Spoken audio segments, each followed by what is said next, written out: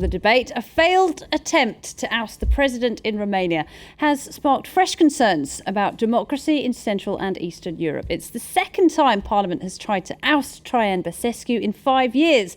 This weekend, though, he was saved by a low turnout that rendered the vote null and void. Here's his reaction.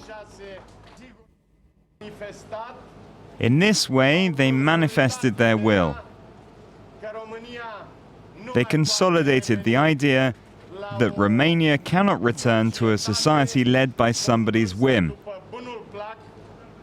without rules, to the society led by a group of politicians deciding the fate of Romanians. So some short-term relief for him, but the power struggle in Bucharest is far from over, and it's sounding alarm bells in Brussels. Well, Romania is not the only rebel in class. Bulgaria has had its funding frozen twice over its failure to fight corruption, while Hungary's far-right leader Viktor Orban was earlier this year forced to scale down his plans to take control of the courts and the central bank, institutions which must, under EU law, remain independent. Well, in the last decade, 10 countries from this region have joined the European Union, with some of them allowed to join the club too quickly. Well, joining me to discuss tonight, George Frederick Dewsbury is a historian and associate researcher at CERSEC, that's the Research Centre for Russia, Central Europe and the Caucasus. Also here with us tonight, Iulia Badea-Garite. She's the Romanian editor at Press Europe.eu. Good evening to you both. Thanks for being with us tonight. In Bucharest, Sorin Ionita is a political analyst at the Expert Forum think tank. And in Brussels tonight, Corina Stratulat is a policy analyst at the European Policy Centre think tank. Thanks very much indeed to you all for being with us. I'd like to start in Bucharest, if I can, as that's where all the action's been over the last 24 hours. Victor Ponta, the Prime Minister's attempt to impeach the President has failed. Can we say that Romania's democracy and its institutions are still intact this Monday?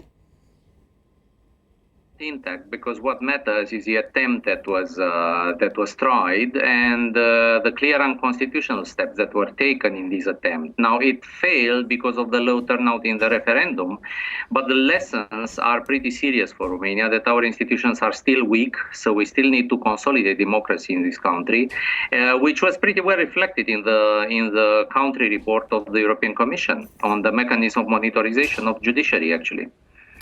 Iulia, is that something you'd agree with? Yes and no. How to maintain something that Romania never really had, for me, because Romanians are living for now 23 years in a perpetual transition, in a perpetual quest and research of democracy. So the right question is, they really had democracy. How to maintain something that don't have?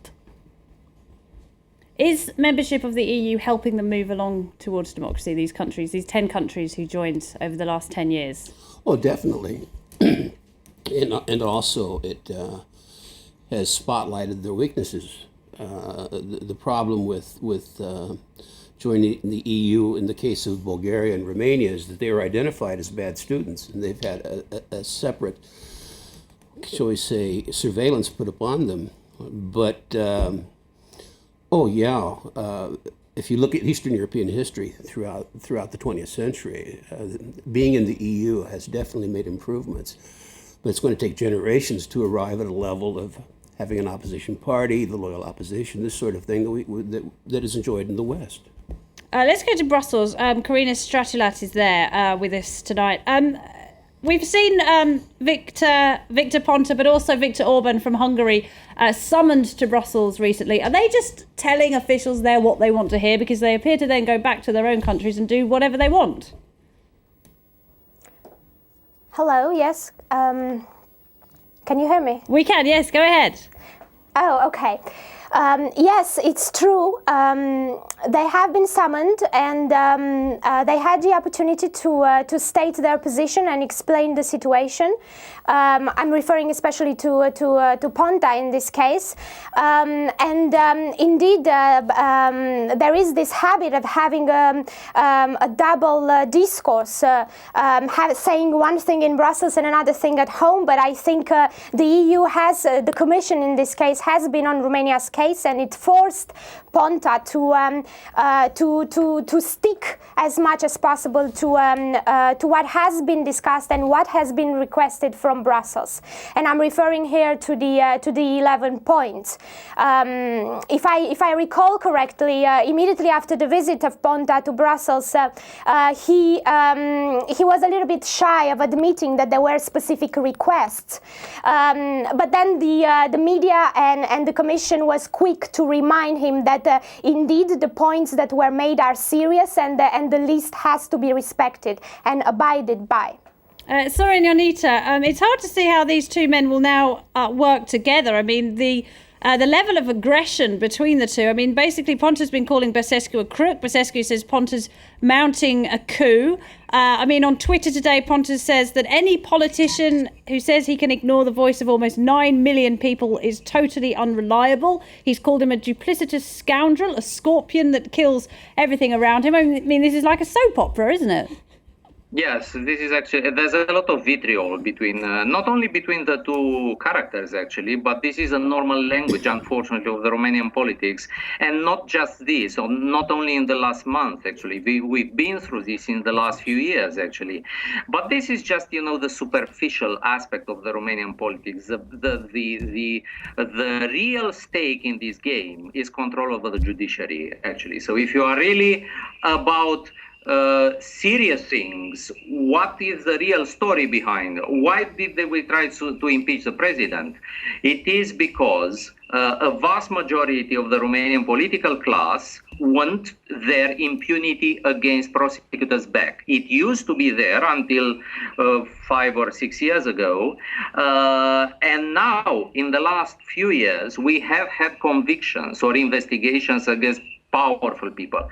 So this is why you see these things right now. This is actually the mess that the anti-corruption drive has produced. It was probably unavoidable. And there is a big difference between Romania and Hungary, because you were discussing before. Viktor Orban in Hungary did nasty things, but procedurally correct. They followed the right constitutional steps in Hungary to do nasty things. In Romania, they broke the constitution technically, not to do something tangible in terms of policy, not even bad things, but just to take power. It was a technology to take power in 1 week. And this is what annoyed Europe, I think. And we've also heard some commentators, Julia, refer to what's going on in Romania as tribal. There are two distinct tribes, and what we're seeing now is these two tribes battling to get their hands on EU funding, to get their hands on the infrastructure, and they will always stay loyal to their own tribe. I think yes, because we have to remember that Romania is the most corrupted country in this moment in US states. And I think really that the struggle, the war, is for first time for the power, and second time for how to not get in front of a jury, how to not go to trial, how to not go to jail, like former Prime Minister Adrian Năstase. And otherwise we have to remind that Romania is still a poor country, and for all the people, for the most majority of the people, corruption it's become a way of living. They do not know anything else because they don't have the chance. And now between Romania and the EU institution seems to take a kind of trust, a mutual distrust. They don't trust each other, so they cannot work to more visibility against corruption and all. And if something Traian Băsescu have done in these 8 years, like president, it was the fight against corruption in his party and in the other party. And I think that now But he hasn't done a great job, has he? If he's been in power for 8 years and Romania is being more closely watched than any other state in the EU because of corruption, one might argue he hasn't done a very good job at all. The EU Commission has pointed the good progress of Direction Nationale Anti-Corruption in Romania. So we had some steps, not every steps, because the president cannot do everything, but he needs to have some some levels, some powers, some lobbies, and he didn't have this. Is this just a case then of old habits dying hard? I mean, as Julia pointed out, Romania doesn't have a history of democracy, does it? It doesn't have a democratic tradition. It's all very well them becoming members of the European Union, but that doesn't mean that they're going to adopt since EU 38 culture. Since 38, it's either been right-wing or left-wing domination. The last 23 years has essentially been domination by the people who evicted Ceausescu. They just changed jackets and became socialist. But across the region, we have the same thing. There are weak traditions of democratic government, as it's known, social contract, as it's known, and politics is essentially something to be gained to be used against the others. And this is what Orban has done in Hungary with the backup of the Jobbik party, which is even farther to the right than he is. You see this in Bulgaria. You see this in Ukraine, where Tymoshenko, of course, is going to be continually harassed. And you see it in Romania. This is why the European Union did right to include the countries they included, because it takes generations to reverse these old habits. As a friend of mine in Romania said, if corruption is a part of your culture, then is it corruption? Maybe it's just a part of your culture. In Brussels, Karina Stretilat, was the European Union, the officials who brought these countries into the EU between 2004 and now, were they naive in thinking that would bring democracy to these countries more quickly? No, I don't think they were naive, and I think that the EU has done well to incorporate these countries, being part of the EU and striving to gain membership. The enlargement process in general is the best chance for these countries to push forward with reform and to anchor them in Europe and in democratic values and rules. But of course, as has been said already, it takes time for democracy to become a habit, if you want. It's very difficult to adopt formal democracy, but to move from formal to effective democracy, it takes a lot of work. And if anything, I think the EU has learned a lot from these countries, just as these countries are still learning to become good members. And what the EU has learned from Romania and Bulgaria was how important democracy building and democracy consolidation is. And I think this is well reflected in the approach that the European Union now has for the countries that are currently aspiring to become members in Western Balkans. Good governance has become the core business of what the EU does now in the Western Balkans. So, if anything, it served also for this to bring these countries in. But why can they manage it in Slovenia, in Slovakia, in other countries, but they can't seem to manage it in Romania? What is it about Romania that makes it so difficult for them to put away the corruption and get on with the business of a free and transparent democracy? Maybe the public opinion is not so powerful. Maybe the public opinion is tired in these years of trying to change something. Maybe the Romania is still waiting for rising a new. A really strong and helpless generation of new politicians. We don't have this generation. Instead, in Slovakia and Slovenia, we have a generation who fight for this. And the media, don't forget that in Slovakia, the media was very, very attentive to what the government done. It's not the case in Romania, where half of media, of press media, of TV channels are buyed and are in the hands of people who run parties, who are in Senate, who are in power. So I think that democracy and fight against corruption in Romania goes through and toward this a free media too. And it also comes down to the fact that Slovakia and Slovenia had experienced some form of democracy. The interwar Czech-Slovak Republic was one of the most free in Eastern Europe. Slovenia, being so close to Austria, had a leg up in terms of industrialization, in terms of literacy and the rest. Those countries that came out of the Ottoman realm, on the other hand, it's not that history is destiny, but they've had an example of 300 years of decline in which what is law, what is contract? It's basically who can control power. And you cannot overturn this overnight. Remember, 20 years is a short time in history. Absolutely. Sorry, Anita, is that something you agree with? Actually, I'm not hearing very well what you say in the studio, but from what I hear, I think the discussion about democracy and the roots of democracy, and of course democracy is imperfect in Romania, it's not consolidated, this is true, but this game is not directly about democracy, it's more about the rule of law. Of course they are related, but rule of law is a slightly different thing.